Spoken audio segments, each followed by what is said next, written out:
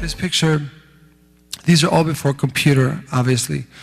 I had to do all the retouching on the negative, but I also use special effects. This is about the light within all of us. And I wanted to, how do you express the light within? How do you express an idea of that in a photograph or in a painting or a drawing? And this is what I thought. I thought he's pulling his heart open and the light's coming out.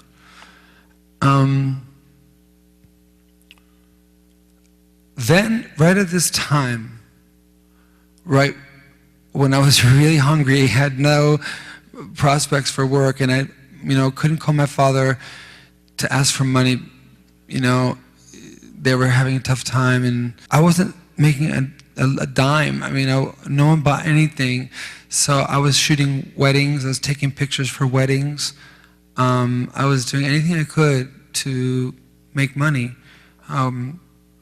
And my prayer was that just to make enough money to survive off of my art. I got really lucky because the people from magazine, Andy Warhol's magazine interview, they came and offered me a job based on seeing my work at a gallery. And they offered me a job for Interview magazine, which is, at that time, the most important magazine in America, pop culture magazine. And I adored this magazine. And not only that, but Andy Warhol, he was my art hero. There's Michelangelo, there's Andy Warhol, and there's Michael Jackson. I was very fortunate to have this job, but I worked hard, and I was really dedicated and very disciplined, and I would work in the darkroom, printing mostly black and white, and then color, printing color, and spending hours and hours in the darkroom printing and printing and printing, days sometimes. Once I stayed in the darkroom for over 24 hours, standing, and I didn't realize how long I'd been in. And I came out, I had a deadline. So I went from galleries to working for a magazine. Where's Vincent? Oh, there it is. You get the next one. That's me and Andy. This is Andy Warhol. So he gave me my first job. This became the last portrait of Andy before he died. He died 2 weeks after this picture I shot of him. And Vanity Fair magazine, called it the last sitting. And this is a photo I took in his office. And there's 2 Bibles by his head, if you see the top corner. And those Bibles, people don't realize he went to church every Sunday. It's very funny. Andy went to church when he was in New York.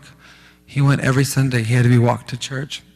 Little things people don't know about people from the outside, We don't know. And the one thing Andy taught me, he said, do whatever you want. Just make everybody look good. So I try to live by that idea. This was one of the first assignments from this time, is the Beastie Boys, and I shot this in Times Square. And so now I had left the gallery world, and I was working for magazines, and it was so exciting to see my pictures get published in magazines, and people were seeing them. And I started thinking of the magazine as a gallery, and so the magazines became my gallery. And then if somebody ripped the picture out because they liked it, and they put the picture on the refrigerator before throwing the magazine away, then I feel like I made it to the museum. The refrigerator was the museum. If someone tore the picture out, put it up, then, oh wow, I'd made it. If they stopped in that magazine and looked, because most people look very fast through magazines, if they stopped and looked, it meant something. If they tore it out, it was even better.